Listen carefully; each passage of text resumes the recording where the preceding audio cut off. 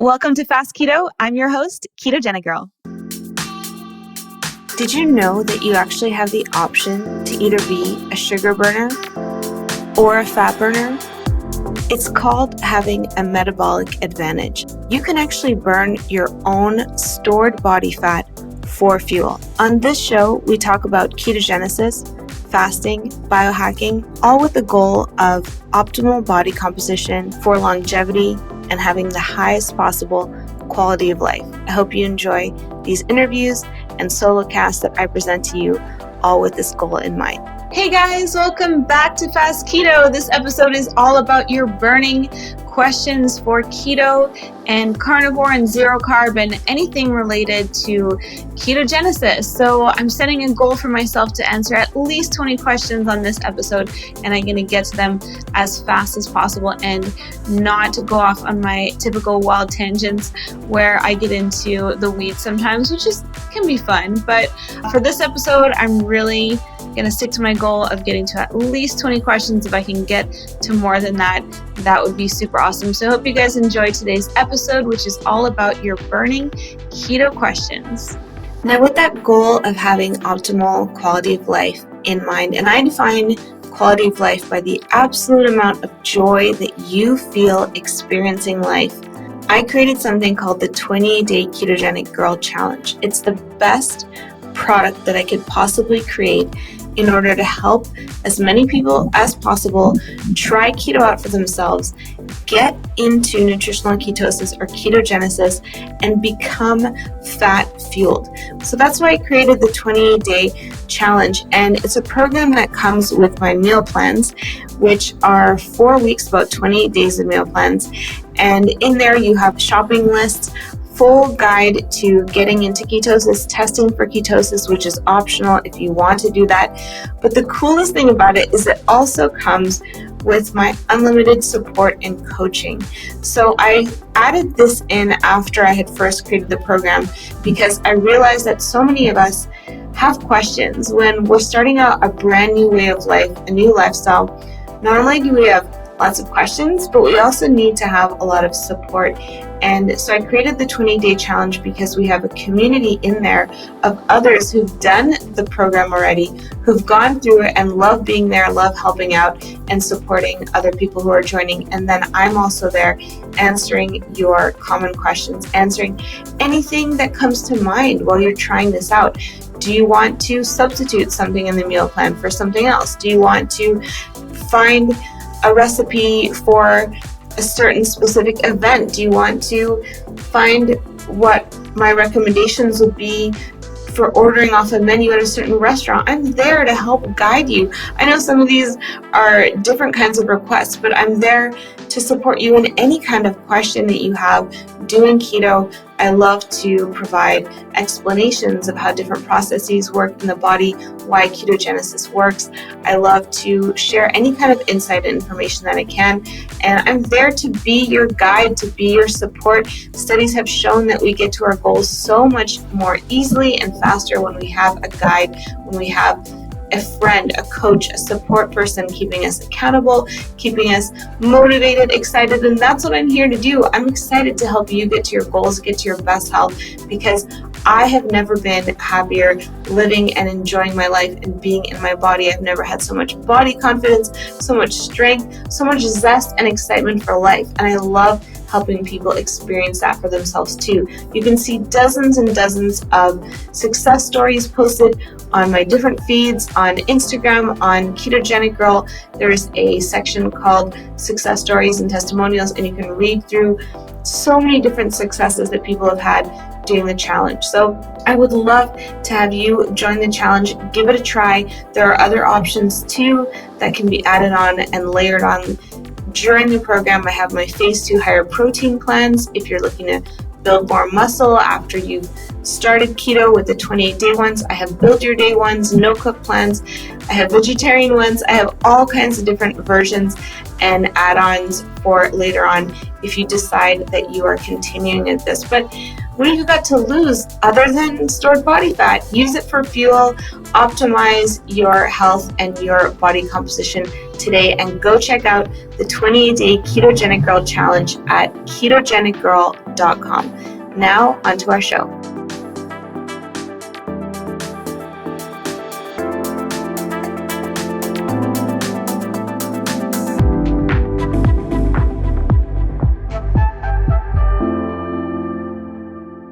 All right, guys. So I'm going through the questions that I had here, and this is the top one here at the top of my feed. Teresa asks, when I cook for my normal carb eating husband/family, I like to use a lot of fat. Is this going to be a disadvantage for them since they are then also eating high carb and now also high fat? So Teresa, this is a great question. And it's such an important question because so many of us have families or family members that aren't doing low carb.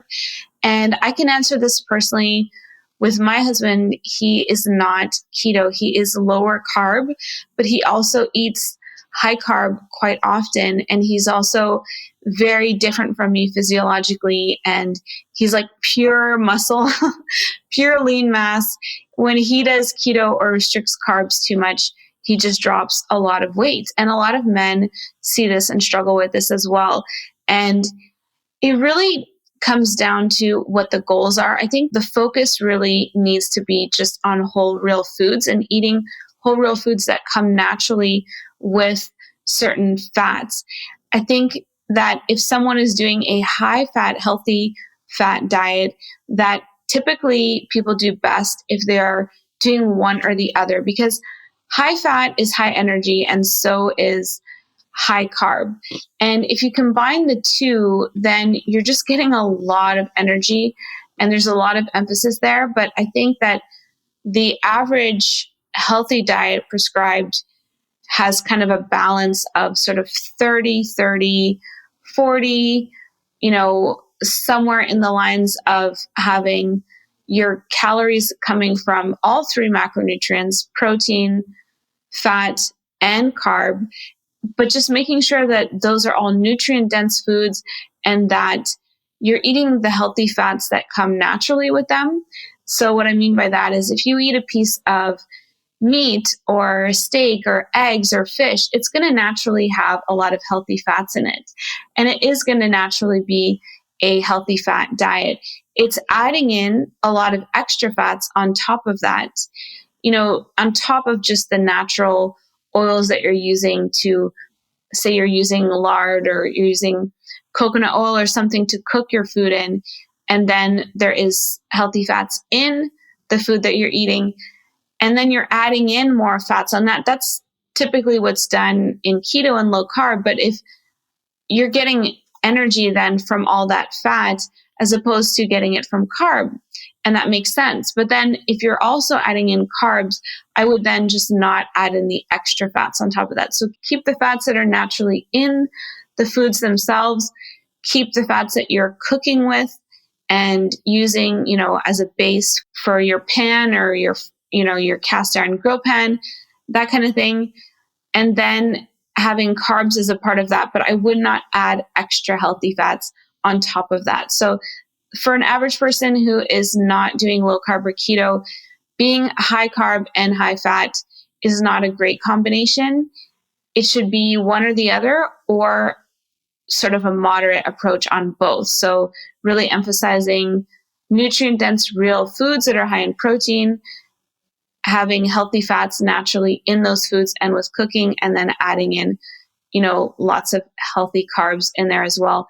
Hopefully primarily, natural whole real foods and sources of carbs. And I think that the danger that comes in with some people is, the standard American diet, which is high carb. A lot of people don't realize it's also high fat, but that those carbs are really refined and processed, and those fats are also refined and processed seed oils. And that's a really negative combination of having high carb, high fat, highly processed and refined. So anytime you're just eating real foods, you're at least just eating foods that are not highly processed, and you're just eating to satiety, and you're just doing that without any specific goals in mind, I think you'll be just fine. So I hope that answers your question.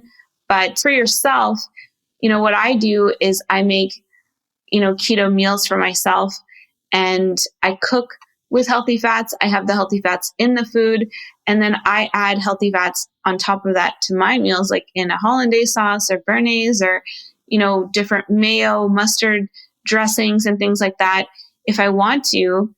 And for my husband, if I'm making him a meal that is higher fat. So yesterday, for example, he worked out and he was really hungry and he wanted 4 eggs and a lot of bacon. So I didn't add any carb to that at all because I knew he was going to get tons of great energy from that. But if he was adding carb to it, if he was having it with toast and bread, then I would have lowered, maybe not done 4 whole eggs, just 2 eggs and a couple slices of bacon. So it's more balanced. So I hope that answers your question. It's a really great question. And, many of us want to make low carb and keto work and this lifestyle work in a way that we can also cook for our families at the same time. And I always just tend to say, well, if you're adding, a carb dish to that, make sure it's a real sort of whole food carb and just don't add extra fats to the meal for that person because that balances things out a little bit better. I have a question here from Stefan. He's asking, what are some of the best lab tests and things that I should be doing now that I'm starting keto? I want to go to my doctor and get some blood work done. So this is a fantastic question. There is a great resource at dietdoctor.com, which has all of the lab tests listed, but I'll put a link to that in the show notes. But these are some of the ones that I think are great to have done at least once a year, if not a couple times a year, but at least once a year to just kind of check in and see where you're at. And on the Diet Doctor website, you can actually see how these are kind of customized a little bit more for low carb and low carb eating and what the reference ranges are and why some values might be different on low carb, like your cholesterol might be higher, but that's normal typically on low carb and keto because cholesterol is a molecule that is shuttling fats through your bloodstream from fat cells to tissues for utilization, and you're consuming more healthy fats, you're going to have higher cholesterol. It's not necessarily a bad thing. I can do and talk a lot more about cholesterol. I won't get into that right now, but just some of the top tests. I think the number one is a hemoglobin A1C and fasting blood glucose. So fasting blood glucose, a lot of people just test that for themselves at home. But if you do a hemoglobin A1C, it'll give you the last 3 months average of what your blood glucose is doing. I like to also test fasting insulin for myself along with the fasting blood glucose because it gives me an idea of how my insulin sensitivity is. Triglycerides are always fantastic to test for anyone. And, usually a doctor will test triglycerides and cholesterol as a part of checking on heart health. And triglycerides are usually lower for anyone doing low carb and keto, as blood glucose and the HbA1c will usually show lower blood glucose, lower fasting insulin, all of these things. But if you're just starting on keto, it's a great place to have these numbers to see how your current diet, how that's been working out for you. And it's kind of motivating to know that, you can try this kind of lifestyle and then see how your blood work improves, which for many people, it does improve when they go low carb or keto. They do see a reduction in their average blood glucose levels. Their blood glucose levels are much more steady as opposed to up and down. Fasting insulin tends to come down. Triglycerides, for most people, tend to come down quite a bit. And cholesterol changes. Sometimes it goes up, sometimes it goes down with LDL and HDL. And it depends on how the diet is actually being done. But usually most people see a reduction in those things. Some of the other things that are beneficial to test are just asking for a complete lipid panel. So that will show triglycerides and cholesterol.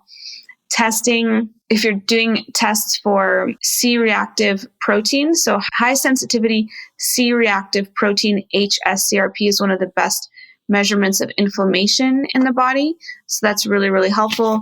Checking on your thyroid with thyroid stimulating hormone, TSH, doing a full thyroid panel can be beneficial as well to see where that is. I always like for people to test their estrogen and testosterone levels to see how their hormones are doing. Vitamin B12 is important. You can also check uric acid, do a complete blood count. That's pretty standard.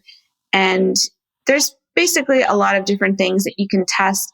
And like I said, I'll put the link to that in the show notes. But the main ones that I really like to track for myself personally are my HbA1c, which measures my blood glucose. I do a lot of at-home blood glucose testing, so I kind of know where I'm at with my fasting blood glucose. But HbA1c is a cool thing to look at and see, well, what's the average over the last 3 months? And then having triglycerides and fasting insulin, I really like to go by those. And also the high sensitivity CRP is great for inflammation. So those are some of the main ones. And I think it's fantastic that you are wanting to get blood work done. And it's such a great way to just check in on your overall health and how you're doing.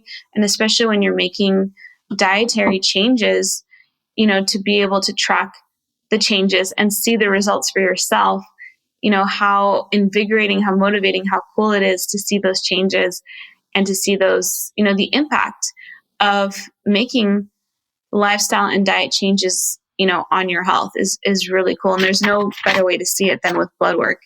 Weight is one thing. I always harp on getting body composition testing done instead of weight, because our weight can shift so dramatically just based on our sodium and water retention, electrolytes, which is another thing you can have tested with your blood work. But our electrolytes really fluctuate quite a bit, and water weighs a lot.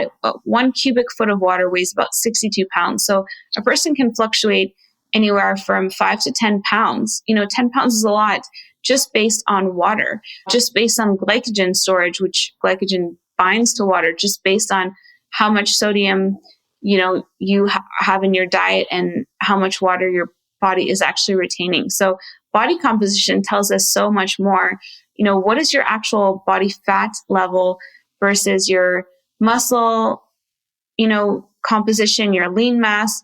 What is your bone density? These are things that are really so important when it comes to our overall health and feeling good in our bodies, but also improving our health as we grow older and making sure that our body fat is moderate to low, muscle and bones are strong and maybe even growing in strength in terms of our muscle, because we lose both muscle and bone mass as we grow in life. And that's one of the reasons why I love low carb and keto, and prioritizing healthy protein and essential fats is so awesome for doing that. So next question here from Janice.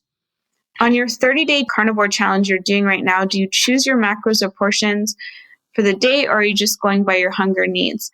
That's a great question, Janice. I am not doing any macro or portion sizing. That's one of the things about carnivore, and some of the goals that I have with it is really restoring instinctive eating.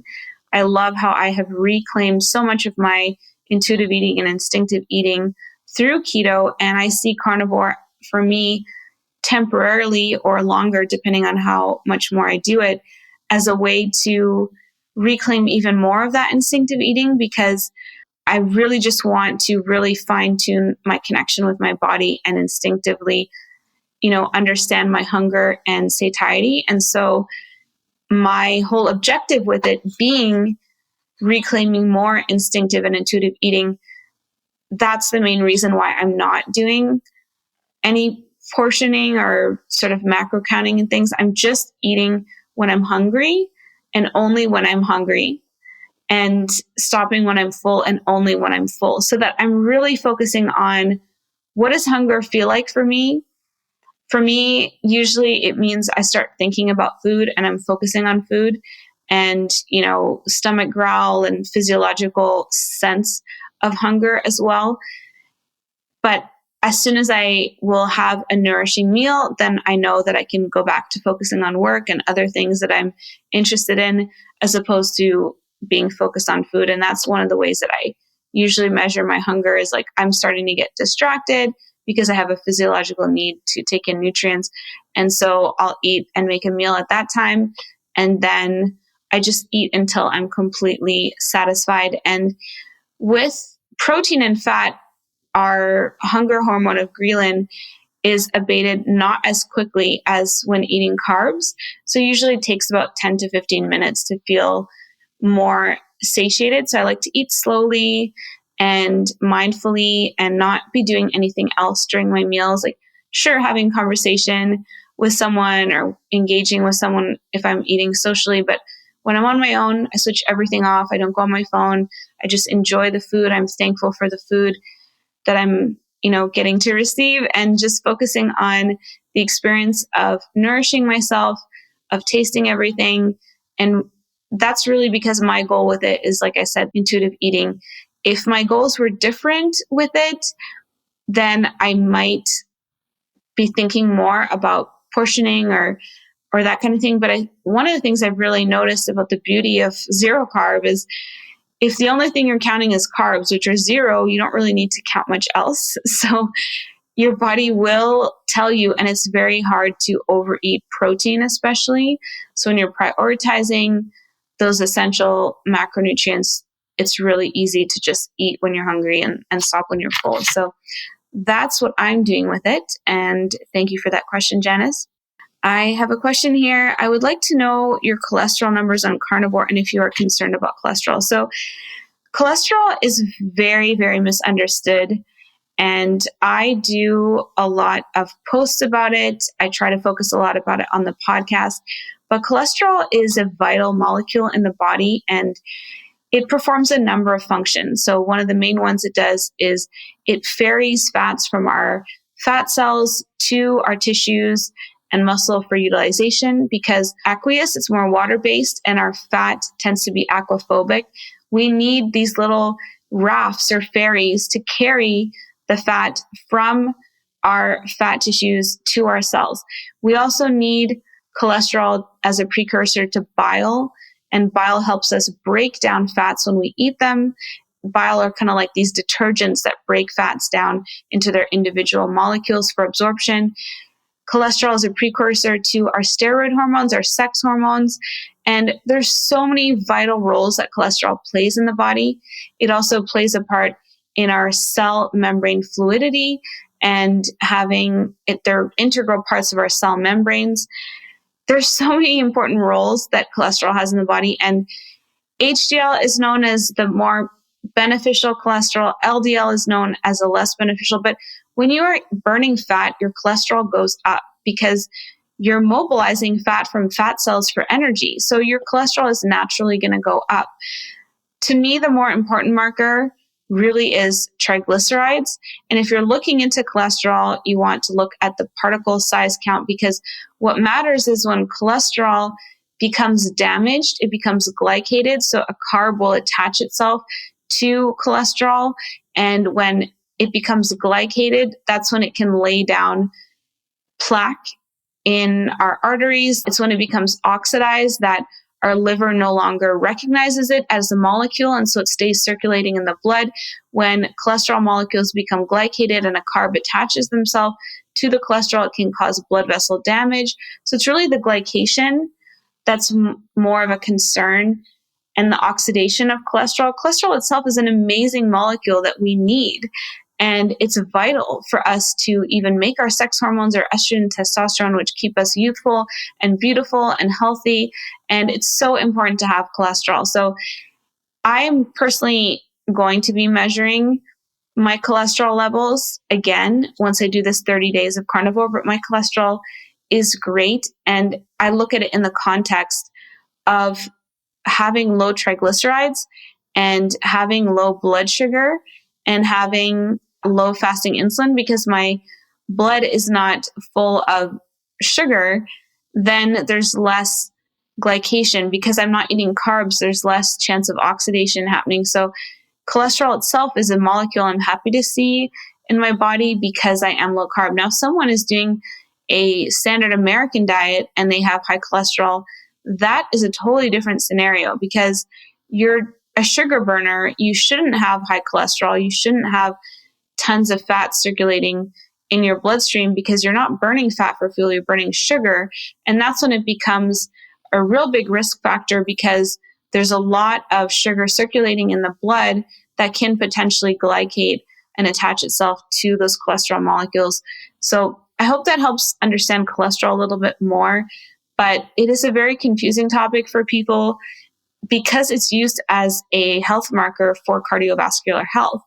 But in my opinion, we really need to be concerned with the glycation and oxidation. And if you want to hear more about that, I have a great podcast with Dr. Paul Mason where he goes really in depth on this, and he is really well researched on cholesterol. He's been rewriting the latest textbooks on cholesterol where he lives, and he is a very knowledgeable doctor when it comes to cholesterol and this topic, and also fiber. So that's a really great episode of Fast Keto if you want to check it out. So next question. Okay, so someone asked, I've been keto for 2 years and I'm scared to go on a carnivore diet and gain weight. Did you gain weight on carnivore? All I eat is ribeye. So Marie Jose, I think that this again goes back to body composition.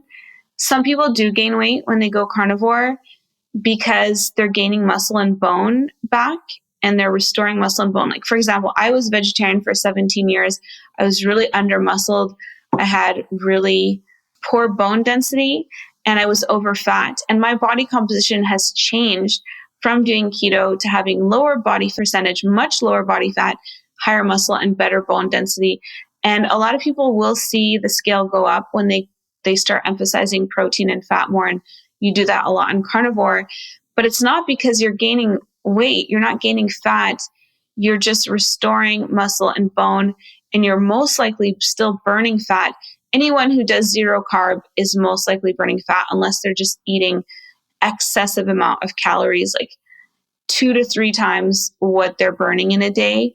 So like 4,000, 5,000 calories. Although even Sam Feldman, I had him on the podcast and he ate almost 6,000 calories and he was doing keto and he was losing inches, but his weight stayed the same. So a lot of people will see changes in weight, 5 to 10 pounds higher maybe, but it typically is not because of fat gain. So if your goal is fat loss, get a body composition scan done. You can Google DEXA, DEXA body scan near me. And some shopping malls also have something called a bod pod. I really don't like the scales. I don't think that the at-home scales really measure body fat percentage accurately enough. Even body impedance has some issues with it and is not as accurate as getting a DEXA body scan done. So if your goal really is to burn fat, get a scan done and then try out, zero carb if that's something you're interested in, if that's something that you want to do. I don't think that it necessarily is the best option for everyone in terms of fat loss. I find that people do really, really well on it for fat loss. Some people don't because their body needs to carry a little bit more fat. And so the body just naturally goes to a set point that person doesn't necessarily find desirable. And we tend to have sort of a lower body weight ideal in our media culture for the most part that might be lower than what is healthy for a lot of women. So, maybe some fat gain for some people is not necessarily a bad thing. It all just depends on your goals. Like, is your goal to just be optimally healthy? Is your goal to be really fertile? Then you might need to focus on gaining more fat or having more fat on your body. Is your goal to, do some kind of fitness competition and you just want to burn fat and have the lowest body fat percentage possible? That it just depends on what your overall goals are. But I really think that going by body composition over the scale is really the way to go, especially if your goal is to enhance the way your body looks. Our bodies look the best, in my opinion, when we are strong and when the body is like at its happiest, at its ideal point that it will determine for you. And that's what's so cool about keto carnivore and carnivore that I've seen with a lot of people is that their body, is restored to homeostasis in some cases, and they see different things happen. Like some people gain a bit of fat, some people lose a lot of fat, but most people tend to lean out a lot and enhance their muscle and bone composition. So That doesn't mean that it's for everyone. And I really wouldn't want people to be doing zero carb or carnivore for fat loss. The main goal with it is really health, because you're giving your body a lot of healthy fats, a lot of essential fatty acids. You're prioritizing the most important macronutrients for the body, essential amino acids, essential healthy fats. And then you're letting your body just do what it needs to do with all those great building blocks, micronutrients. And zero carb and carnivore also have to really be done well, in my opinion. They really have to incorporate nose to tail and organ meat. So this takes me to my next question, which was asking if I am doing carnivore just with muscle meat and steak, or if I am doing it nose to tail. So I think everyone can figure out their own approach to it. For myself, I need to incorporate a lot of nose to tail factors in order to feel my best and to make sure that I'm getting my micronutrient needs met. So there's certain things like vitamin E, vitamin A, vitamin C, folate that are so rich and abundant in organ meats, like iron especially. And I have a bunch of videos on my Instagram, in my IGTV, of how to make my liver pate, chicken liver or turkey liver pate. It takes 10 minutes. It's so easy and delicious to make, and you're really shoring up all those micronutrients. So I used to take liver capsules, but I much rather just eat delicious liver. Liver pate is the way that I like to eat it. I like fried organ meats fine, but I would prefer, like, if I'm going to have some fried liver, I would fry it up in butter. But I prefer to personally just do pate because I love the texture of refrigerated pate. Tastes so good. It tastes like ice cream to me. I really try to emphasize nose to tail by doing a lot of canned sardines that are wild in water, and wild salmon, and just eating the entire fish. It's what mostly comes in. Their heads are removed, but for the most part, you're eating the whole body of the sardine, of the fish. And wild fish roe has all the components of a nose to tail because they're eggs, and the same goes for emphasizing a lot of eggs. So I really need to make sure I have wild sardines, wild salmon, liver on a daily basis, and in addition to having just whole eggs and whole steak and other forms of protein, because I want to make sure I'm getting all my micronutrient needs met, and also emphasizing a lot of quality fats, healthy fats, because that becomes your primary energy source when you're doing that kind of approach, when you're doing keto, or when you're doing zero carb or carnivore. So I'm a big fan of nose to tail carnivore for sustainability. And I just really enjoy those foods. They taste the most delicious to me, especially the liver pate. It's so good. I just eat it with a fork. You can also do like cucumber crackers, or make other kinds of low carb crackers or keto breads and things, and have it with that. I love it. I just eat it with a fork right out of my little ramekin or little mason jar, and I make big batches at a time and freeze them. They usually keep in the fridge for about 5 to 7 days, as long as there's a lot of salt in there. But I also freeze a lot of it, and I can take it out if we're having guests over too. And I have this amazing like truffle pate or lavender pate or rosemary pate that I've made, and you can keep it in small batches in the freezer and just pull it out the day before that day and put it in the fridge, and you have your own homemade pate to serve to guests. Like, how cool is that? Whether they're keto or low carb or anything, like, most people love delicious pate. And most of the commercially available pate that I see out there has a lot of added stuff into it. A lot of times it has alcohol added into it and other like sweeteners and fillers, and it's just so super easy to make at home. So yes, to answer your question, I do nose to tail, and I think that's really important when doing this kind of approach, is incorporating all those organ meats. They're absolutely delicious, and there's no reason why not to.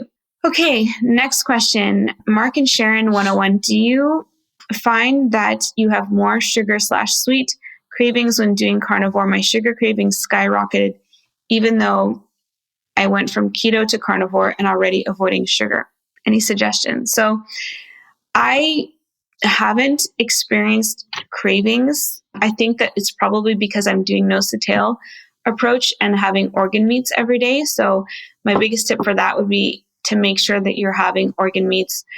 Have the liver pate every day, a few tablespoons. Make sure there's some kind of organ in there or roe, whether it's liver pate or caviar, like wild roe, salmon roe, or sardines, which are really full in omega-3 fatty acids. It's really important to be taking either organ meats in a capsule form, although you have to really consume a lot of it, or just eating organ meats. And I really like them in the form of pate, as I have mentioned. So if you're having cravings, it usually means that there's not enough protein or fat, or there's some micronutrient that's missing.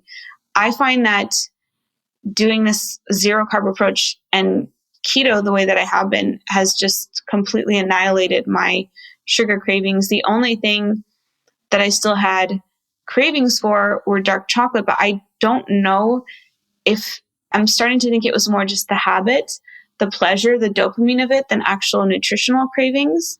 And so I would also ask the question, do you think that it's actually a physiological craving, or could it be that it's just a habit, because you've cut out certain things, certain other maybe pleasure foods or things that would trigger dopamine, that the body's asking for some kind of dopamine trigger, some kind of something to release dopamine in another form. And so you're having more of a craving, more of the habit. So I've been doing carnivore this time, zero carb, in order to completely remove my dark chocolate habit. And I was having dark chocolate every night after dinner. And the reason I wanted to remove it is because I was very fixated on it. So it was like I was equating it with like this pleasure and happiness. And that's because dopamine is released when I would have it. And it wasn't so much a craving as because I didn't feel like a physiological need for it. It was more just like, I like doing this. It's pleasurable, like enjoying. It was more like an enjoyment thing as opposed to a craving or some kind of physiological urge. And I found that adding a lot of nutrient dense foods into my diet, adding more eggs and egg yolks and healthy fats in there, and like, I'm doing a lot of my own beef bone broth and doing a lot of short ribs and like the liver pate, as I, keep mentioning. All these things add nutrient density. They add the essential micronutrients that we need. They add essential healthy fats, fat soluble vitamins, and the essential amino acids that our body needs so that we can really feel well nourished. And all of that has been a huge help for me, where I found it really difficult to squash, the need to have this habit every night after dinner. I'm finding it a lot easier to do. So I would have like a desire for it that was super strong before. And now I find that it is waning. And I found that if I replace it with a nice like rooibos herbal tea while we watch a show together, or I just do a different activity, I just read instead in the evening. I don't even, if I'm reading a book or I'm doing something that's engaging or I'm with people, I don't even have any kind of thought of having that. Like I would never read a book and eat chocolate like that. It's just, the book is so engaging and enjoyable for me. It's a flow activity. It's challenging. It's rewarding all in itself. But possibly consuming TV or media in the evening is not engaging enough. And so that's when I like to snack on things. I'm like entertaining myself, entertaining my mouth with this food. And, I'm not hungry. It's just doing it because I'm bored. And it's not a physiological need because I'm not hungry at all. I'm really well nourished, really well fed. It's just for the pleasure because I'm bored watching a show. And I can tell, like, if I ask myself, if you read a book right now or something, do you still have this desire to snack? Like it's not even there. So anyway, to answer your question, I find that, I don't have more cravings for sugar or sweets. And if that is happening for you, then you might just need to add in more protein and healthy fats, and maybe even you don't necessarily need to do zero carb or carnivore, but maybe just add in more healthy, low starch veggies and other carbs and see, you can play around with things. And that's what I love about all this is it's all about documenting and sharing my personal journey and story. If there's something out there that might give someone an idea of something that they might want to try out for themselves. But at the end of the day, you can only know for yourself what's going to work for you. You can only figure out for yourself what's going to be sustainable for you, what's going to generate results for you. We're all so different in terms of our health status, our hormonal health, all these different factors. Even though physiologically we have a lot in common, it really depends on the person. And, not everyone was vegetarian for 17 years like I was. So I have, different macronutrient needs for myself. I'm really thriving on focusing on protein because I restricted it for so long, and focusing on fat. I restricted it for so long that my body is really benefiting and thriving so much off of that. But someone who may not have restricted protein and fat may not need to necessarily emphasize it as much, so it's just all about figuring out what works for you. But I think that is a great question, and I hope that you figure it out, because it's not fun to deal with cravings, although sometimes they're just habits that we need to break a habit. And that's one of the reasons I'm doing this for 30 days. I've essentially been keto carnivore for the past year since I started experimenting with it last spring, except for the dark chocolate. So I'm really interested in seeing what it's like to just have no carbs and not have any dark chocolate, and then see if maybe there are some other things that I can incorporate instead of that. But I'd rather just be really well nourished at my meals and not fixate on any kind of treat or food, and just really feed my body well and what it needs at meal times, so that I can be free to do productive work or enjoy myself or read a book or do other things that I find a lot more interesting than thinking about food. So Liz McMahon, special considerations if you're trying carnivore as a gut reset. So I think this is a great question. One of the biggest benefits that people experience from carnivore and zero carb is gut healing, because there's a lot of meat, there's a lot of gelatin, a lot of collagen. I think that's the most important thing to emphasize is collagen and gelatin. So making a lot of your own bone broths at home and eating everything, like not eating the bones, but short from eating the bones, the best thing you can do is boil them in water for anywhere from 24 to 48 hours, which I do in my slow cooker. I've got a batch going continuously here in our house, and taking all of the collagen and gelatin from that, and also supplementing with gelatin and collagen. So there's like different powders you can get, add them to your coffee, or if you're not doing coffee, add them to tea or add them to your food. Just emphasizing that collagen is so restorative and helps repair the gut lining. And it's one of the reasons that people see such great benefits from doing zero carbon carnivores. So much of that meat, so much of that gelatin is emphasized, and collagen for rebuilding tissue, for repairing tissue in the body, and why people's nails and hair start growing like crazy and their skin, is clearing up and glowy, because you're getting all of that amazing rich collagen, all that amazing rich protein that the body needs to do these repairs, to have the right enzymes to make those repairs. And then you're also removing any foods that potentially could cause damage to the gut lining. So it can be really, really effective for that. And so I'd really emphasize just eating organ meats, eating a lot of collagen, gelatin rich foods, and doing your own stuff at home, making your own bone broths.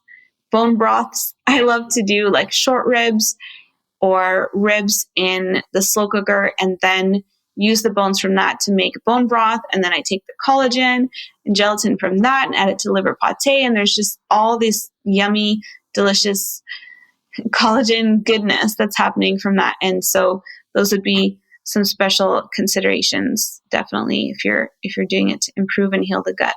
All right.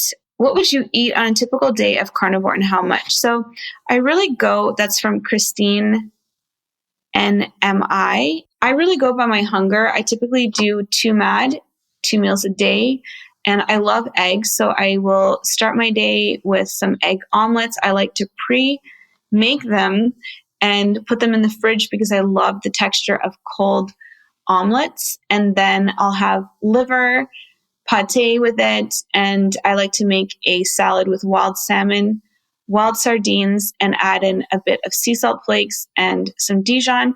That's usually my first meal of the day. And there's a lot of healthy protein, healthy fats coming from that. Sometimes I'll also do just 2 eggs and minute steak. I really like minute steak. It's really affordable, and you just fry it for about a minute on each side. And I'll have that with some sea salt and eggs. Sometimes I'll add hollandaise or butter if I'm craving a little bit more fat, which is one of the cool things about just listening to your body and what it wants. I also like to sometimes add some sauces that I make from the bone broth, which I reduce to that. But typically it'll be eggs, egg omelet, cold egg omelet with liver, pate, and the wild salmon and sardine salad. I just find it kind of hits all the bases of nutrition for me. Sometimes I'll also add some wild salmon roe in there too.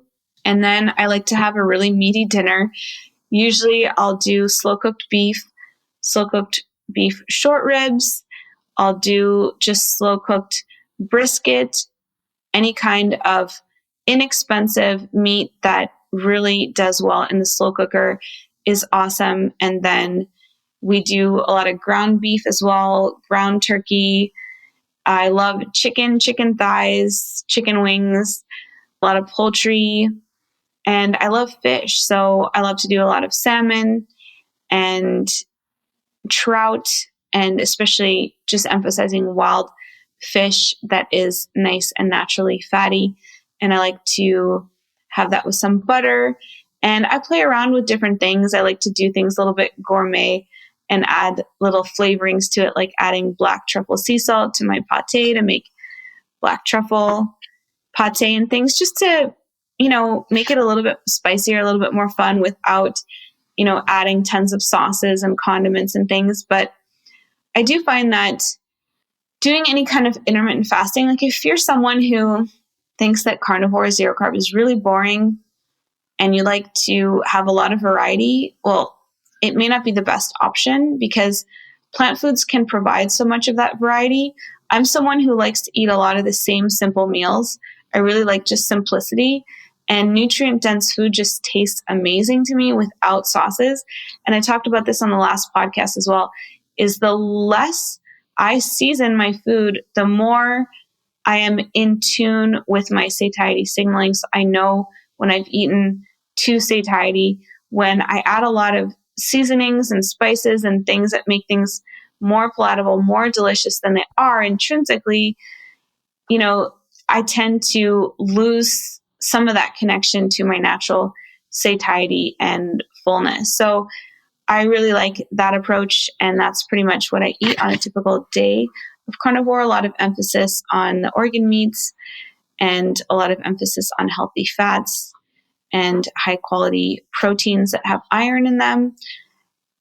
Steak and beef have a ton of iron and carnitine, and that really helps with feeling energized. And the same goes for sodium and adding salt to those foods as well. And just having a lot of wild salmon and sardines really helps to balance fats and get a lot of those healthy omega-3 fatty acids in the diet too. So, and I love eggs. Like I just can eat eggs every day. I love them.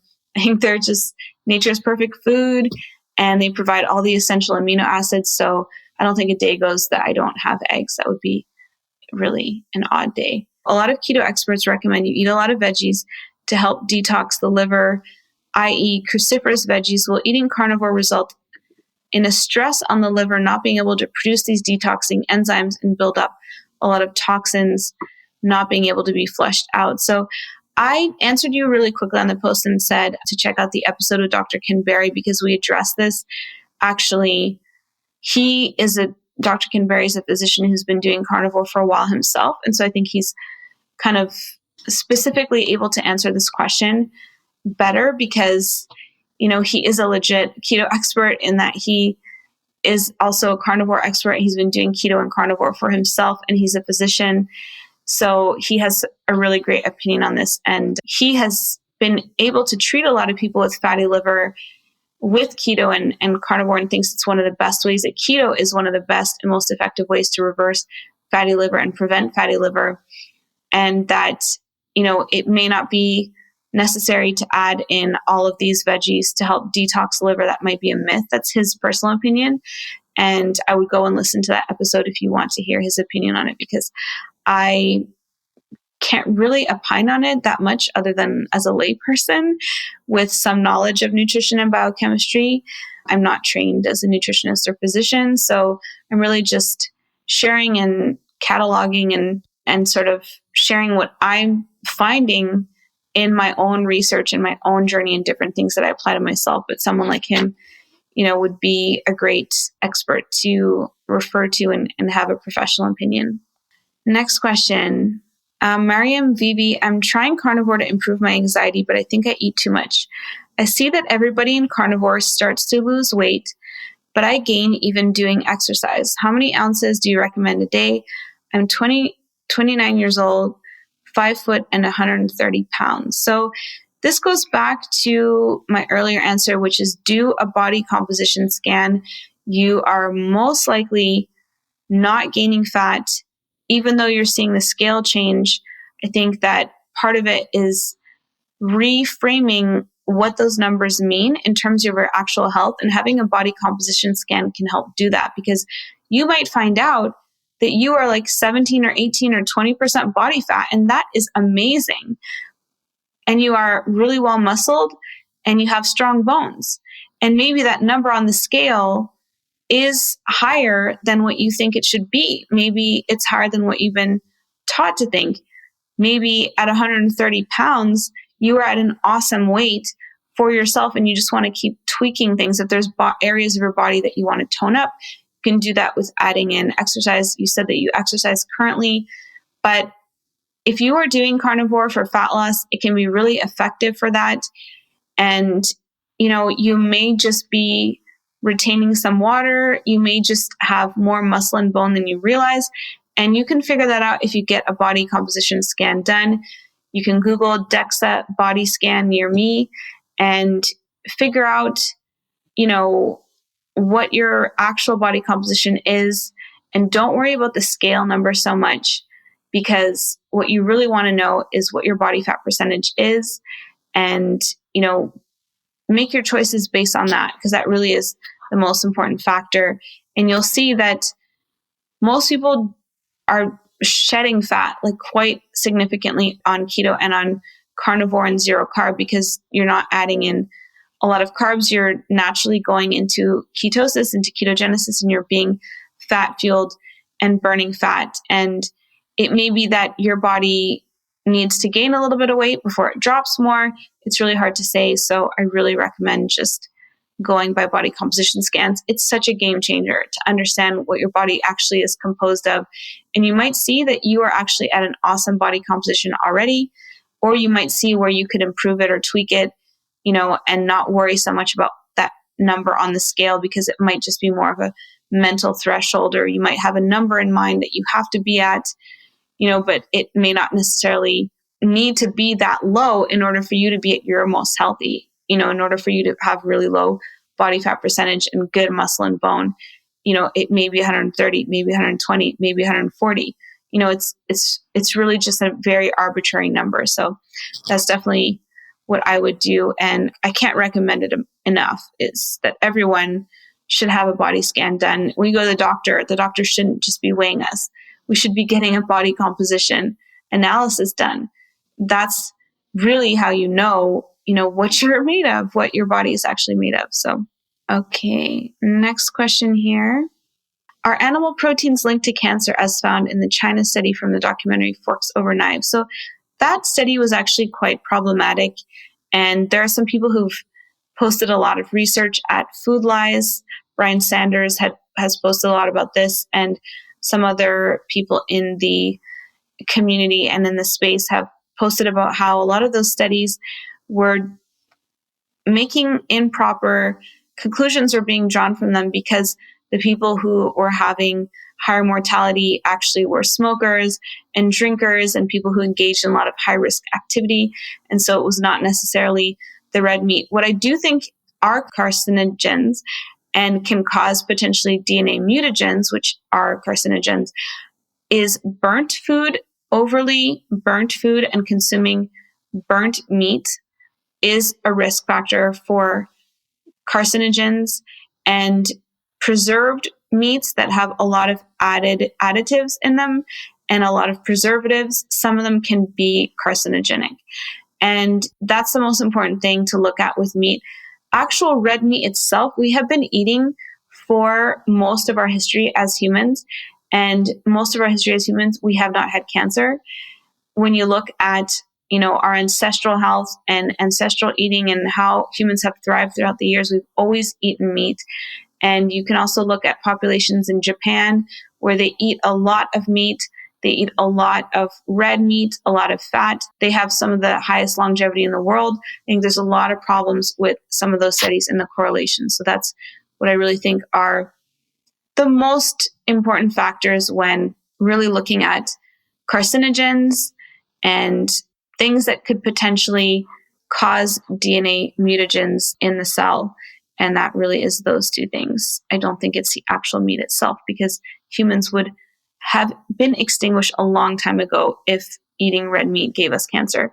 It's just a fallacy. I personally believe it's a fallacy, and it's not logical, because we've been eating meat and protein for so many years, and we've been surviving off of red meat as a human species for so many years. And a lot of the modern disease that we have now has come in the last 100 years. And that's when we've started to eat less real food, more processed food, more highly refined and processed foods, high carb foods, a lot of sugar, a lot of processed grains, a lot of toxic seed and vegetable oils. And to me, those are much worse for our health overall and a much bigger contributing factor to why we've seen such a rise in modern disease, as opposed to throughout our history as humans. Like, we just wouldn't have made it this long if that was true. So, Keto Nui, what do you think is the biggest mistake that people make when starting a ketogenic lifestyle? So, I think this is a fantastic question. There's really so many mistakes that can be made, and I made a lot of them. For me, the biggest one is the keto coffees and drinking butter coffee and MCT oil and adding exogenous ketones. Like, those are the two biggest mistakes that I see people make. And I think that a lot of that comes from bad facts, misinformation, and things that have become popular because keto has become more and more popular in the media and just, in social media and in the health space.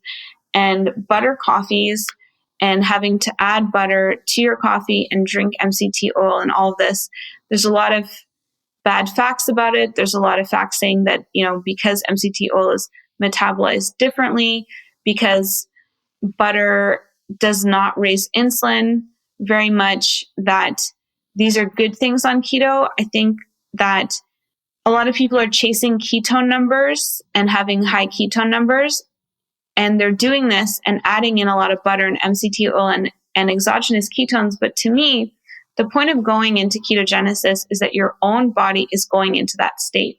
And it's going into that state and it's producing its own ketones, which it can do so well because it's accessing stored body fat, and it's making ketones as a byproduct of burning stored body fat. So if you add in exogenous ketones, or you are adding in extra fat to your coffee and you're drinking it, then you may be seeing more ketones when you read them, but you're actually seeing the ketones from the exogenous ketones that you've drank.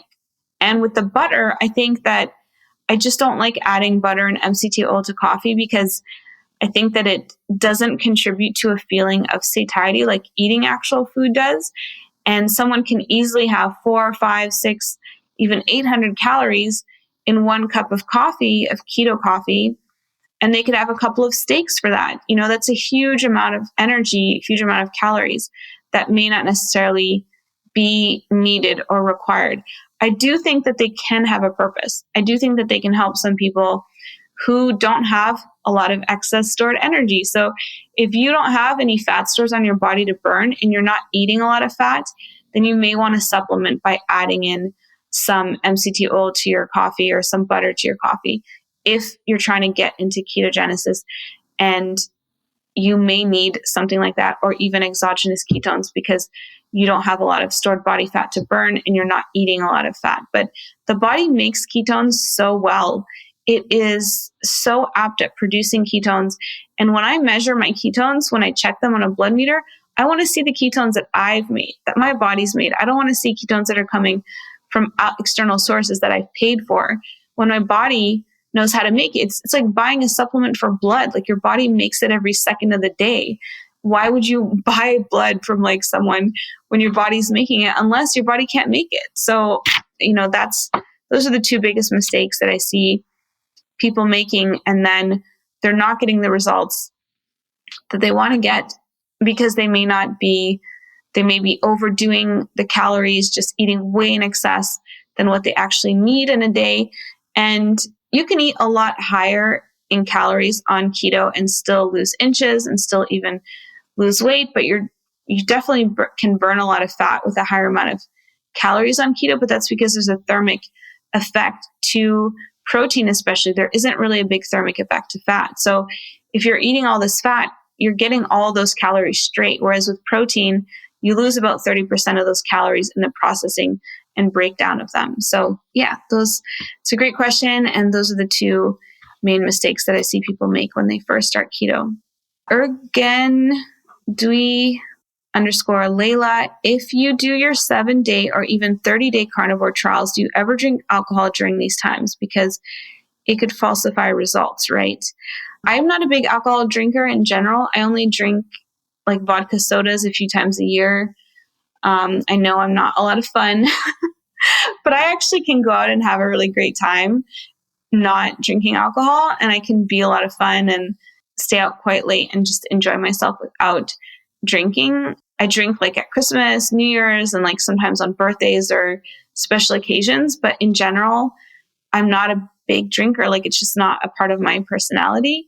So for sure on keto, I'm not drinking any alcohol whatsoever. On carnivore, there's no way I would do that during these 30 days, but that's just how I am anyway. And unless I have some special occasion, 3-4 times a year, it's just not a part of my daily lifestyle. My meal plans don't incorporate alcohol because they are for restoring health and generating a lot of fat loss. And so they tend to be dairy-free and alcohol-free, which is kind of what I do on a day-to-day basis anyway. So that answers your question. And Olivier Defoe asks, does gluconeogenesis due to high protein intake of a carnivore diet kick you out of ketosis? So I think this is an excellent question. A lot of people fear gluconeogenesis, but your liver is capable of making glucose on demand, and it makes it as needed. A lot of our processes in our body are very precise, and the body doesn't just make anything for any reason because it needs ATP in order to do cellular work.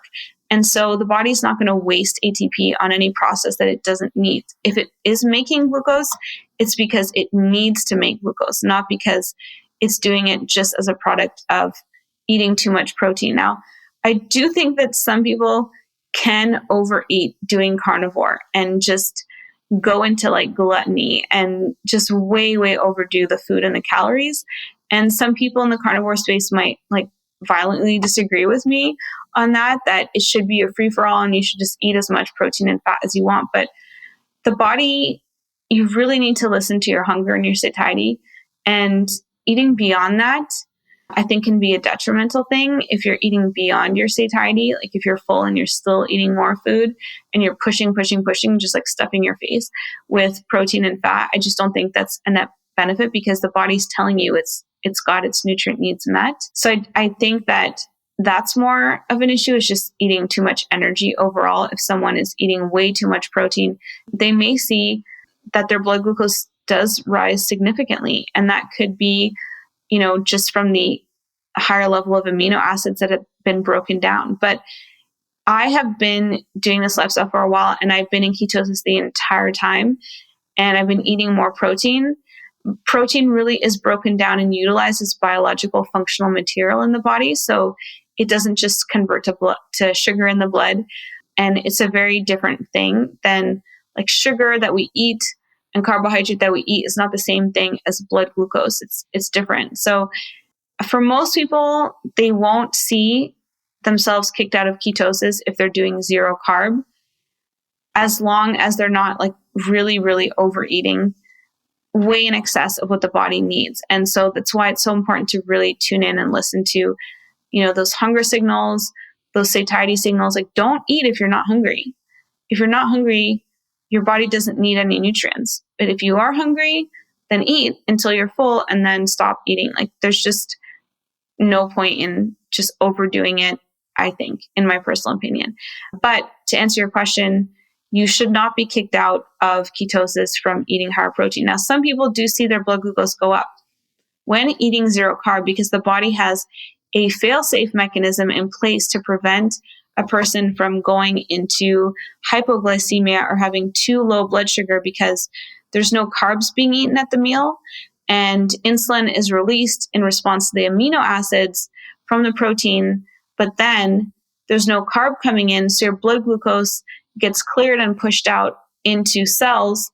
But because there's no carb, your blood glucose could go too low. So the pancreas alpha cells release a little bit of glucagon, and that makes your blood sugar go up a little bit, but that's just to kind of counterbalance the fact that you haven't eaten any carbs. It's not because the protein that you're eating is being converted into blood glucose. It's because your body is releasing a bit of glucagon in order to release glucose that you have stored so that you don't have really, really low blood sugar or have hypoglycemia. So I hope that answers your question. Panda Girl eats steak, protein/fat ratios on carnivore for weight loss, how to determine what works best.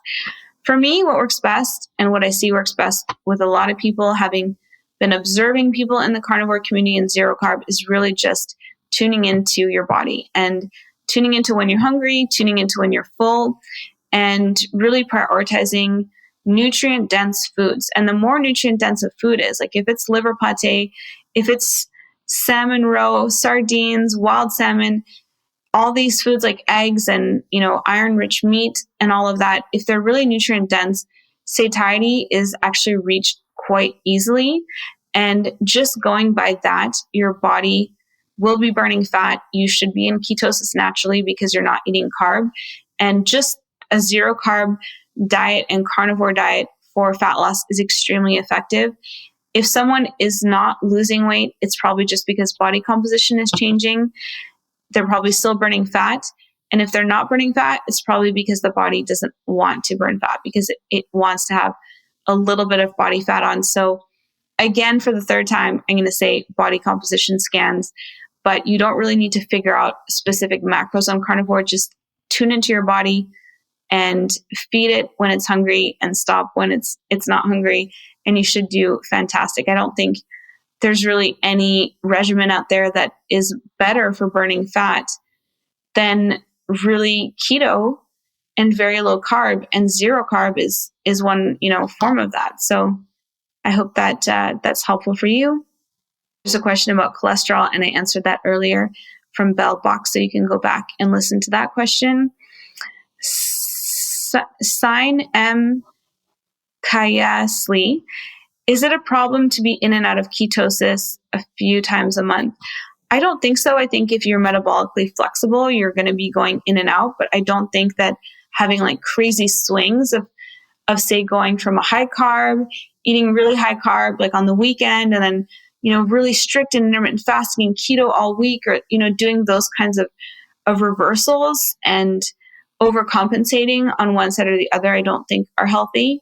But I think the body naturally, if you're metabolically flexible, you should be able to burn both sugar and fat. You're talking about carbohydrates and hydrocarbons. Like they're both just different forms of energy, and you should be able to burn both if you're metabolically flexible. So going in and out, I don't think should be a problem. as long as I was saying it's not these wild swings in terms of being like high carb sometimes and then zero carb or like high fat, low fat. Like your body, really just wants it to eat real food and to have the essentials prioritized. And, that's, I think is the most important thing. Keto ABZ on Carnivore, especially, what supplements do you recommend taking?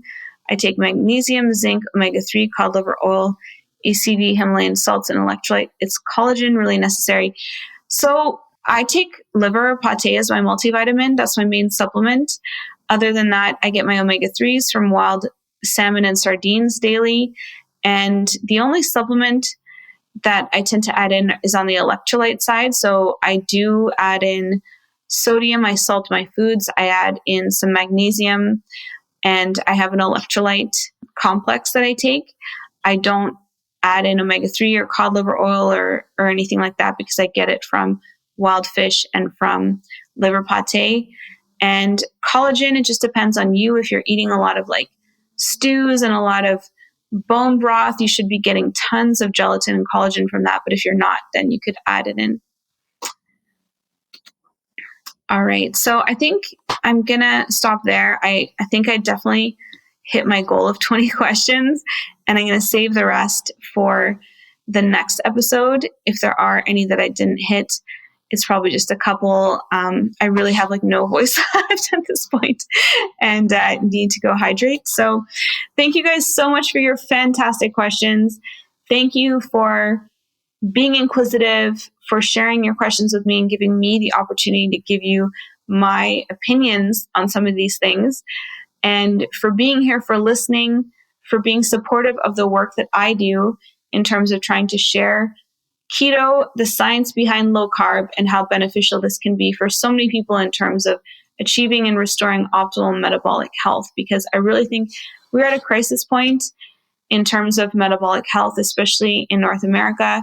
In the Western world, there are so many people walking around that have prediabetes, metabolic syndrome, are on their way there and don't realize it because we're eating ultra-processed foods, ultra-processed carbohydrates, and a lot of toxic oils and vegetable and seed oils.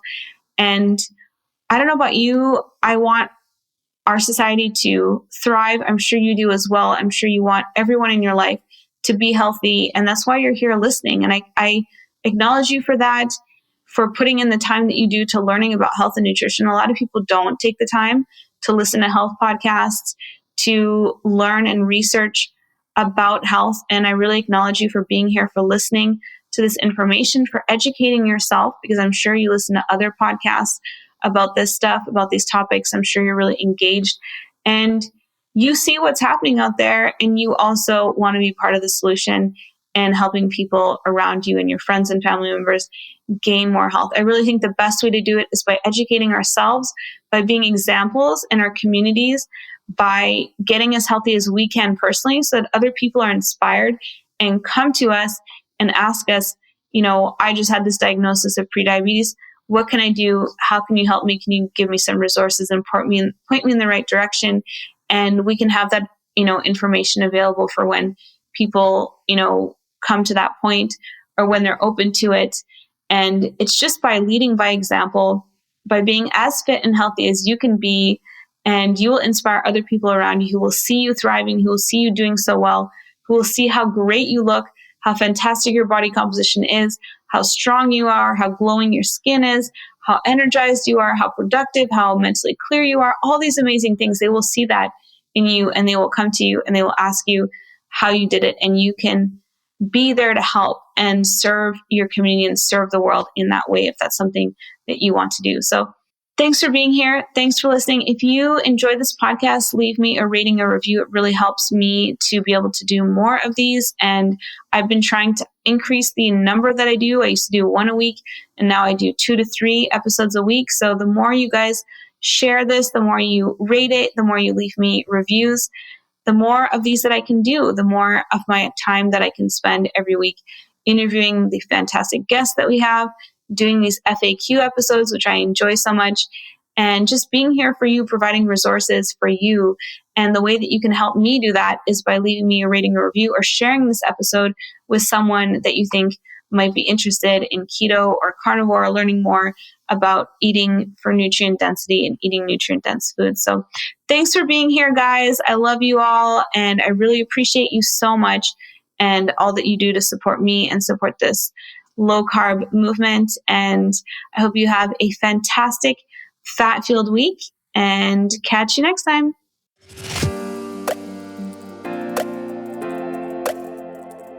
All right, guys, thank you so much for being here today and tuning in. I would like to invite you to check out the 20-day Ketogenic Girl Challenge. A lot of the things that we talked about on today's episode, I find are really solved by doing a ketogenic meal plan like the one that I designed, the 20-day Ketogenic Girl Challenge.